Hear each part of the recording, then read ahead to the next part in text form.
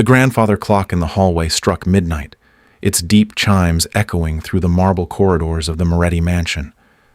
Isabella Romano moved silently through the shadows, her cleaning cartwheels barely whispering against the imported Italian tile.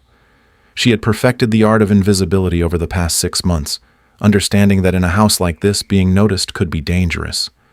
The less the staff knew, the longer they survived, and Isabella had every intention of surviving. Dante Moretti sat in his office, the dim light from his desk lamp casting sharp shadows across his angular face. The meeting had gone poorly. The Castellano family was pushing into his territory, testing boundaries, seeing if the rumors were true that Dante was becoming soft. He wasn't soft. He was strategic. There was a difference, though his father would have simply started a war by now. And his father had also died bleeding out in an alleyway at 52, so perhaps strategy wasn't weakness after all. He heard the soft knock at his door, so quiet he almost missed it. Isabella entered without waiting for permission, eyes downcast, moving to empty his wastebasket. She never looked at him directly. In 6 months, he realized, he had barely heard her voice. She was a ghost in his house, and ghosts were safe. They didn't ask questions. They didn't demand explanations when blood stained his shirts or when meetings ran until dawn. But tonight, something was different. As she reached for the glass on his desk, her hand trembled. It was barely noticeable, just a slight shake that caused the crystal to clink against the wood. Dante's eyes, trained to catch the smallest details that could mean life or death in his world, caught it immediately. He watched as she steadied herself, took the glass, and continued her work with mechanical precision. But he had seen it. The crack in her armor. When she left, he found himself staring at the closed door longer than necessary. Marco, his right-hand man and the closest thing he had to a friend, noticed everything.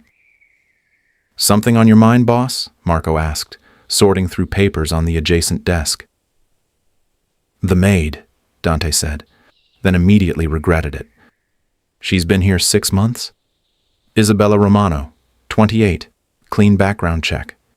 No family connections to any organizations, works here at a restaurant downtown and does weekend shifts at a laundry service." Marco rattled off the information without consulting any files. "Why?" Dante shook his head. "Just making sure we're not getting careless." But that wasn't it at all, and the lie tasted bitter on his tongue.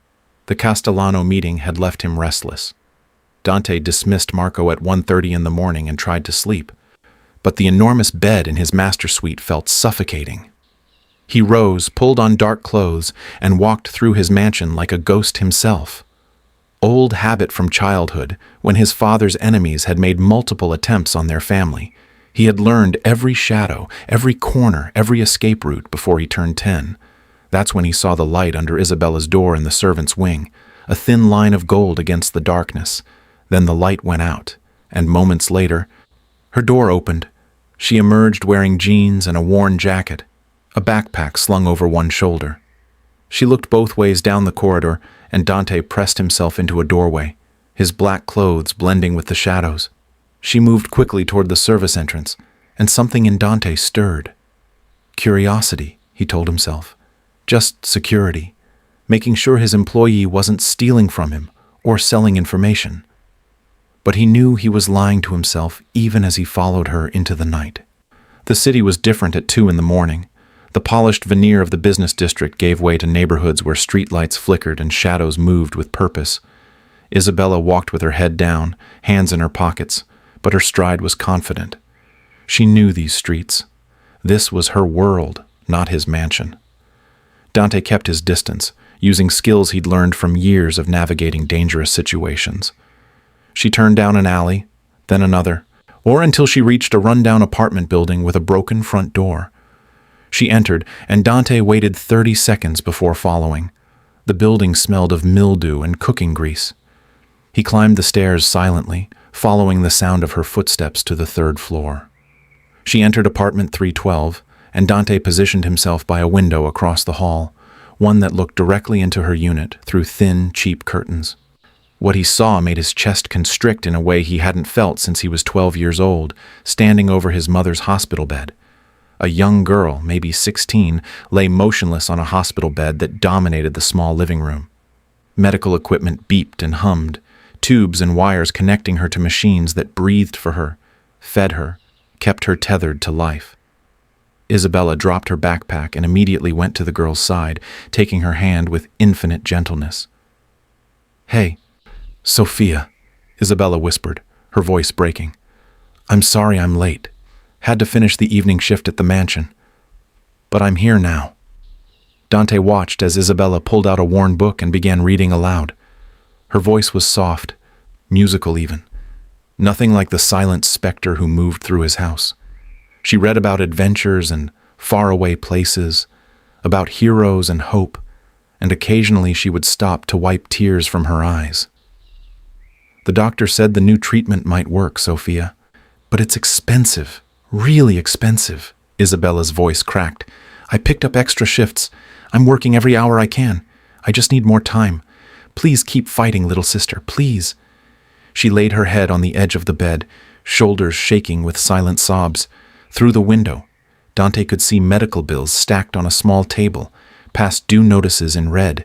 He could see the threadbare furniture, the nearly empty refrigerator visible through the open kitchen door, the single photograph on the wall showing Isabella and Sophia smiling from what looked like happier times.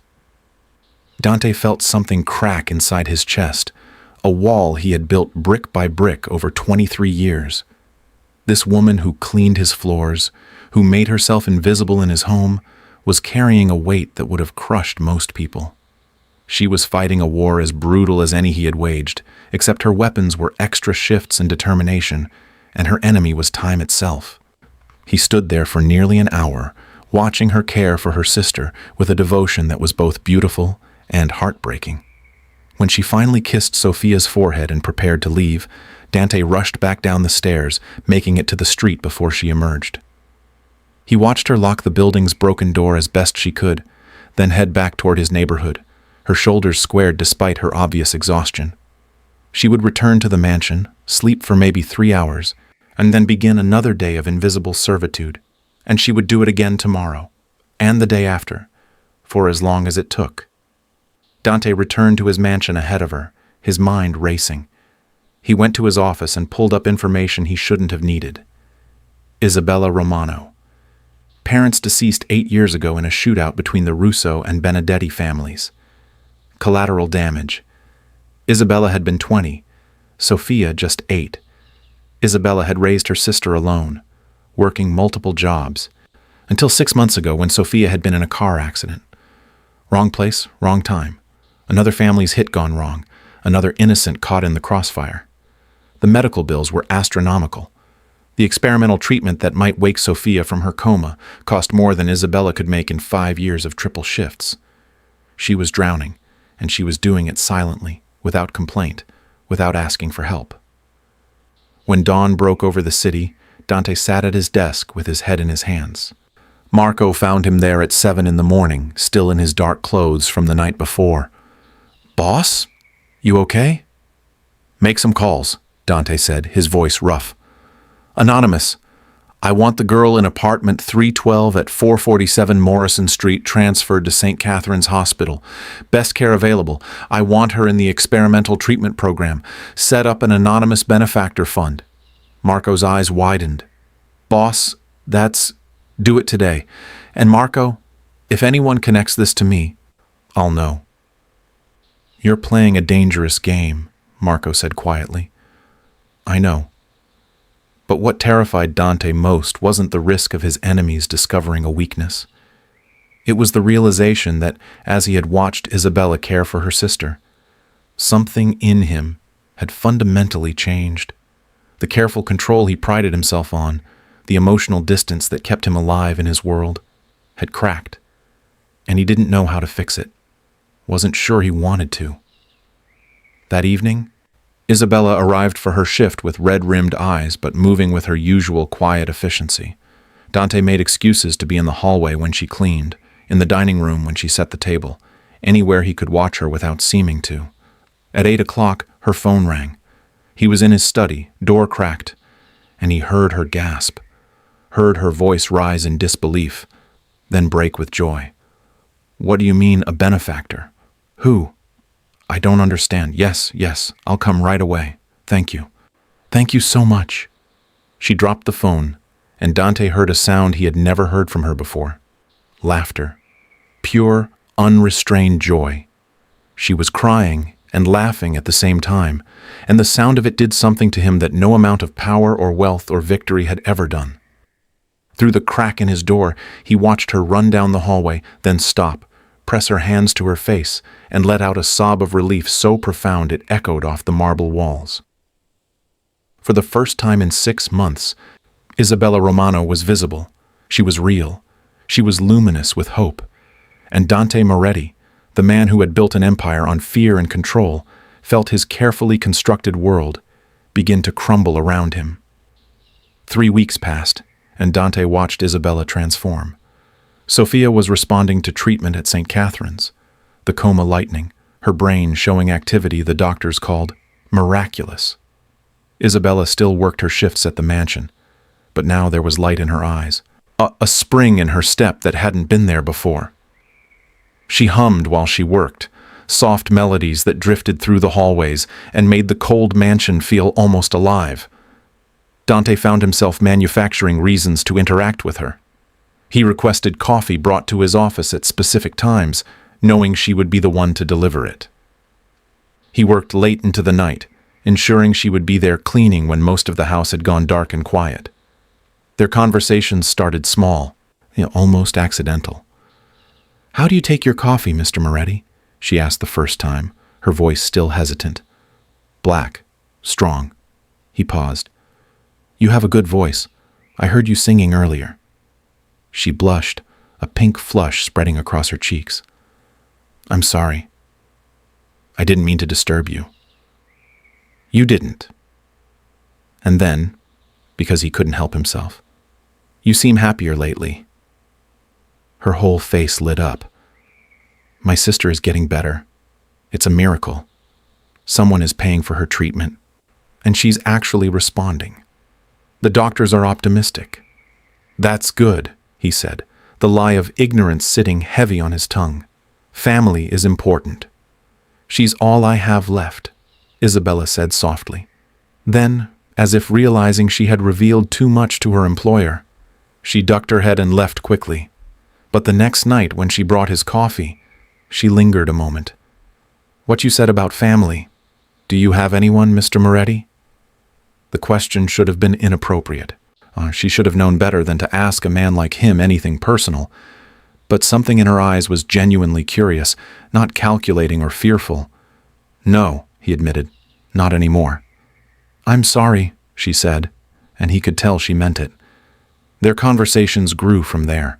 She mentioned a book she was reading during her breaks, and the next day he had read the same book, just to have something to discuss with her.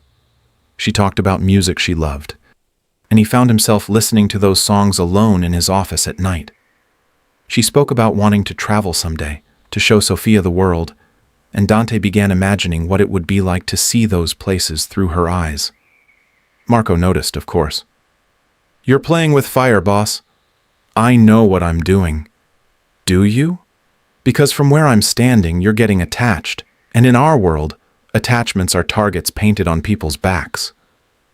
Dante knew Marco was right. But knowing and caring were two different things, and he was rapidly losing his ability to care about the consequences. It was Antonio Russo who noticed next. The Russo family had been rivals for 3 generations, always pushing, always testing. Antonio was younger than Dante, more reckless, and hungry to prove himself by taking down the Moretti empire. He had spies everywhere, and he had noticed Dante's unusual attention to a mere maid.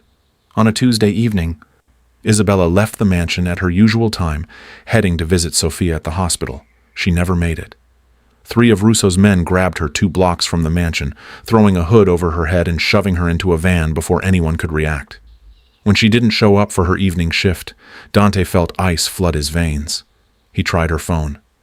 No answer. He had Marco check the hospital. She had never arrived.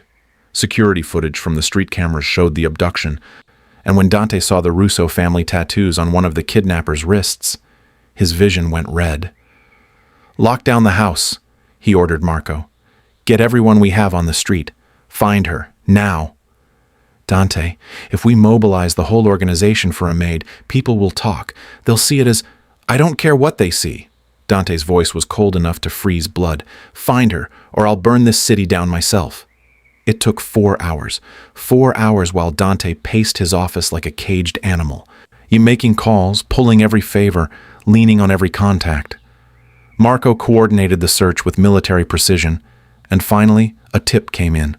An abandoned warehouse on the south side, Russo territory. Dante was out the door before Marco could protest. "Boss, you can't go yourself. It's too dangerous.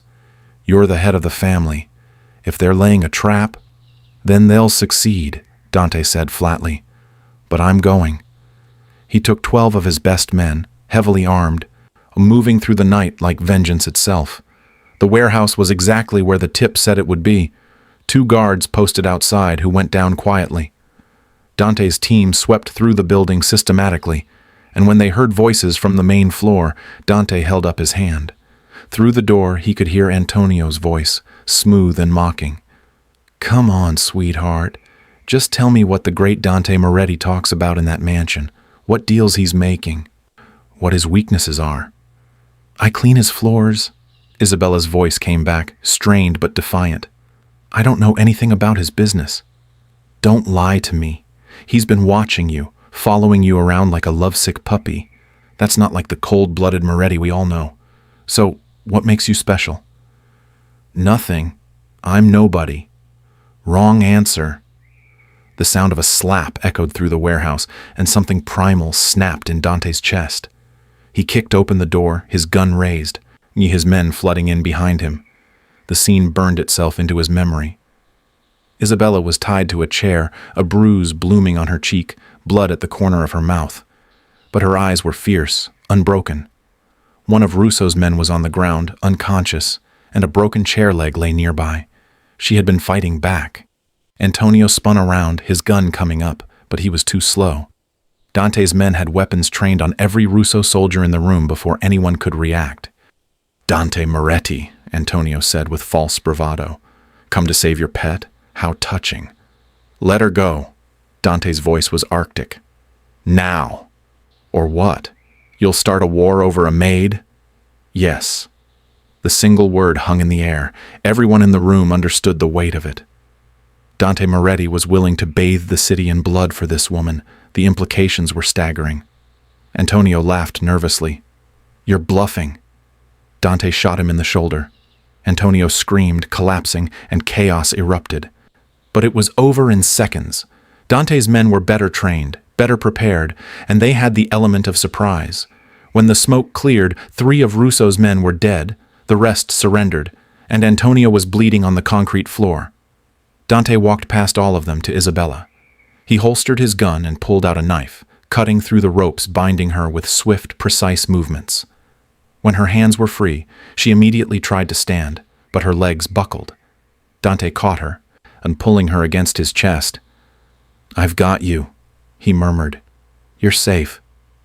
She looked up at him, and in her eyes, he saw the moment everything changed. She saw past the mafia boss, past the violence, to the man who had come for her himself, the man who was holding her like she was the most precious thing in his world. "You came," she whispered. "Always." The word was a promise, a vow, a confession all at once. Back at the mansion, Dante carried her to his private quarters, ignoring the shocked stares of his staff. He set her gently on his couch and retrieved his first aid kit. His hands, which had just held a gun steady, trembled slightly as he cleaned the cut on her lip. "You didn't have to come yourself," Isabella said quietly. "You could have sent your men." "No, I couldn't." "Why?" The question was barely a breath. "Why would you risk everything for me?" Dante set down the antiseptic, his jaw tight. For a long moment he didn't answer. Then, finally, he met her eyes. "Because when I saw you with Sophia that night, something in me broke. Or maybe it finally fixed. I don't know anymore." He ran a hand through his hair, frustrated with himself. "I've spent my whole life building walls, keeping everyone at a distance. It kept me safe. It kept me strong. And then you came along, with your quiet strength and your invisible suffering, and I couldn't look away. You knew? About Sophia? About... Her eyes widened. The benefactor. That was you. He nodded. Why? Tears welled in her eyes. I'm nobody. I'm just a maid who... You're not nobody. His voice was fierce. You're the woman who works 3 jobs to save her sister, who survives in a world that's tried to break her and refuses to stay broken, who makes my house feel less empty just by being in it. He paused, the words catching in his throat. You reminded me of who I used to be, before I became this. Isabella reached up, and her fingers brushing his cheek with heartbreaking gentleness. You came into that warehouse ready to die for me. Yes. That's not the action of a heartless man. Maybe not. But it's the action of a dangerous one. Being close to me, Isabella, it's putting a target on your back. Tonight proved that. Russo won't be the last. They'll keep coming, trying to use you against me. Then I'll learn to defend myself better. There was steel in her voice. I grew up in these streets, Dante. I'm not some fragile flower. I've survived this long. I don't want you to just survive, he said roughly. I want you to live. I want you to be safe. I want... He broke off, the admission too raw. What do you want? He looked at her then, really looked at her. This woman who had somehow become essential to him, who had cracked through his armor and made him feel again. And he knew there was no going back. You, he said simply. I want you in my life, in my world, despite how dangerous it is, despite how selfish that makes me. Isabella's breath caught. I'm terrified of your world. You should be. But I'm not terrified of you. She moved closer, her hand sliding to rest over his heart. I should be. You're the most dangerous man in this city. But when I look at you, I see the man who pays for Sophia's treatment, who reads books just to talk to me about them, who risks everything to save someone who's supposed to be invisible. You were never invisible to me, Dante said. Not really. Even before I followed you, I saw you. I just didn't want to admit what that meant. The space between them evaporated. Isabella leaned in at the same moment Dante did, and their lips met in a kiss that felt like both a beginning and an ending. Gentle at first, tentative, then deepening with all the emotion they had both been holding back.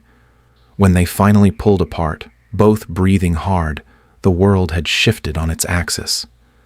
This is dangerous, Isabella whispered against his lips. I know. They'll come after me, after Sophia. I'll protect you, both of you, with everything I have. And if choosing me makes you weak in their eyes? If it costs you everything you've built? Dante cupped her face in his hands, his thumbs brushing her cheekbones. Then it costs me. You're worth it. Outside, Marco stood guard at the door, shaking his head. Dante Moretti had finally fallen, and Marco could only hope they would all survive what came next. The next 2 months existed in a strange bubble of secrecy and stolen moments.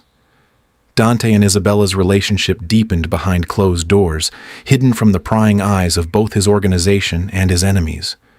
They had to be careful. One slip could be fatal. Dante taught Isabella to shoot in the private range beneath his mansion, standing behind her, guiding her hands, whispering corrections in her ear. She was a quick study, her survival instincts honed by years of living in dangerous neighborhoods. When she hit the center of the target 3 times in a row, she turned in his arms with a triumphant smile that made his heart stutter. I'm a quick learner, she said. You're remarkable, he corrected, kissing her forehead. Isabella, in turn, taught Dante things he had forgotten.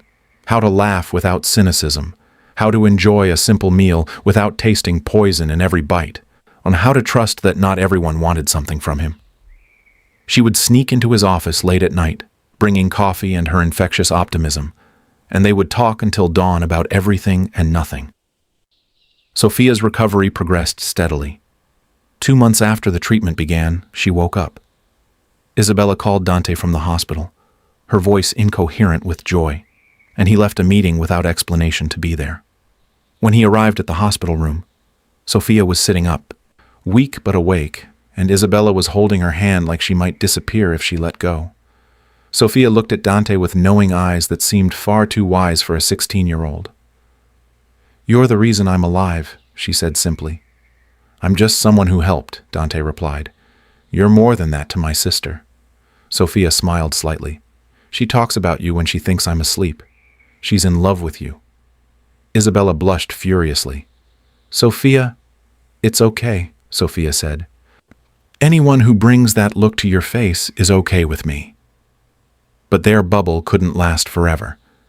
Antonio Russo, recovered from his shoulder wound, was humiliated and hungry for revenge.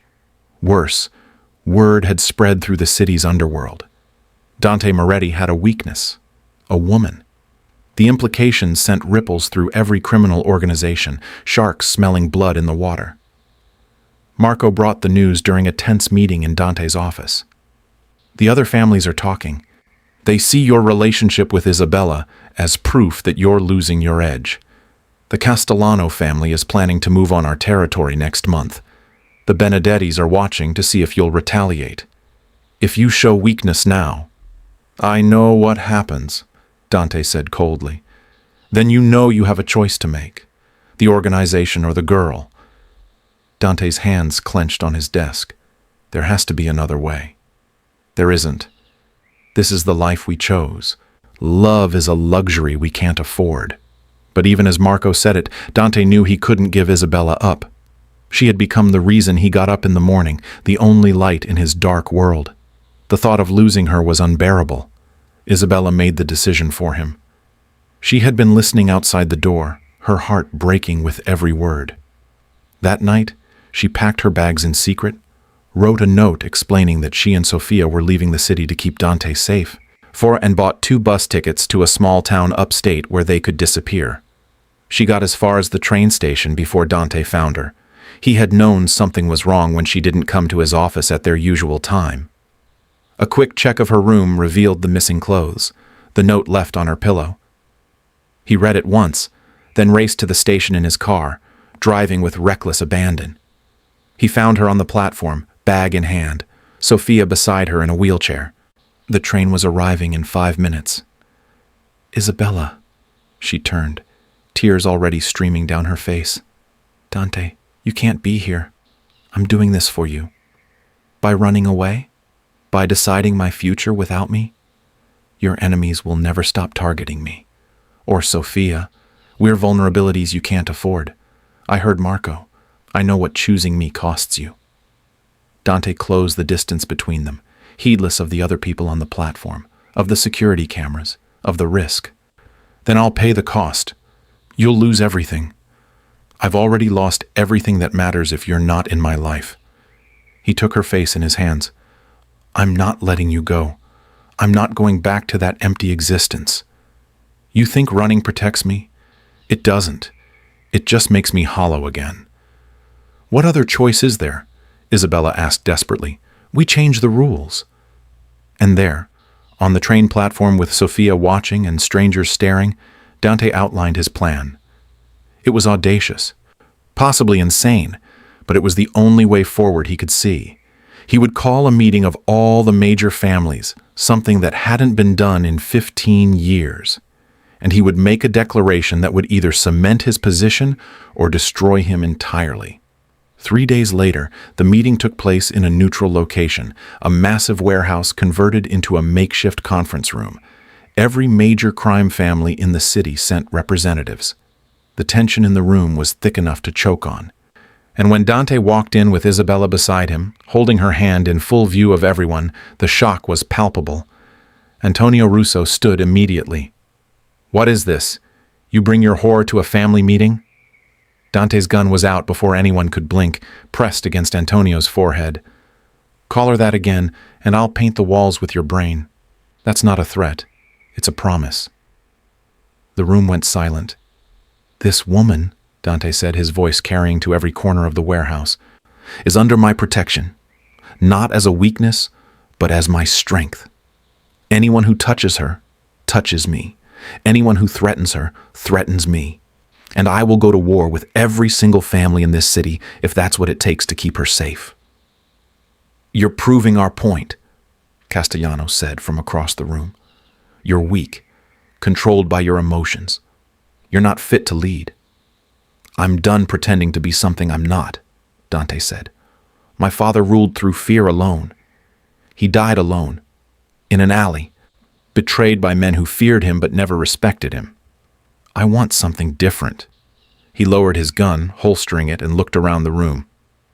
"I'm proposing a new code. No more targeting innocents. No more collateral damage. How many of us have lost family members who weren't even involved in this life? Sofia Romano was 16 years old when one of our wars put her in a coma. Isabella's parents were killed in crossfire. How many others?" Murmurs spread through the room. Every person there had lost someone innocent to the violence. "We can be better than this," Dante continued. "Stronger, united by a code that says civilians are off limits, that our wars stay between us. Those who agree will have my full support. Those who refuse—" He let the threat hang in the air. "Well, I'm willing to demonstrate just how not weak I am." Antonio laughed bitterly. "And if we don't agree? If we decide you're too compromised to be allowed to keep your territory, then you'll have to take it from me, right now, here." Dante spread his arms. "I'm standing here, Antonio. Make your move." The challenge hung in the air. Antonio's hand moved toward his weapon and chaos erupted, but Dante had planned for this. His men, positioned strategically throughout the warehouse, moved with precision. When the smoke cleared minutes later, Antonio was disarmed, on his knees, and 3 of his associates were dead. The other families watched in silent shock. Dante had proven his point brutally and efficiently. He wasn't weak. He was more dangerous than ever because now he had something worth protecting. "The vote," Dante said, his voice steady despite the violence. "Who agrees to the new code?" One by one, family representatives raised their hands. Even Castellano, after a long moment, gave a reluctant nod. Only the Russo family refused. And after what had just happened, their refusal meant nothing. "Antonio Russo, you have a choice," Dante said. "Accept the code and live, or refuse and die here." Antonio's face was purple with rage, but he wasn't stupid. "I accept." "Good. Now get out of my sight." As the families filed out, many of them stopped to shake Dante's hand, to acknowledge Isabella with respect rather than scorn. The game had changed, and Dante Moretti had changed it. 3 months later, on a crisp autumn morning, Dante and Isabella were married in the private chapel on his estate. The guest list was small. Sofia, now walking with a cane but alive and vibrant. Marco, shaking his head but smiling. A handful of Dante's most trusted associates.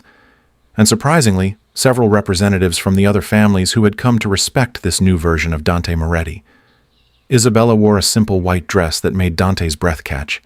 When she walked down the aisle, Sofia on one side and Marco on the other, Dante felt emotions swell in his chest so powerfully he could barely contain it. This woman who had been invisible was now the center of his entire world. His vows were simple. "I promise to protect you, to choose you every day, to build something better than what came before." Her vows were equally profound.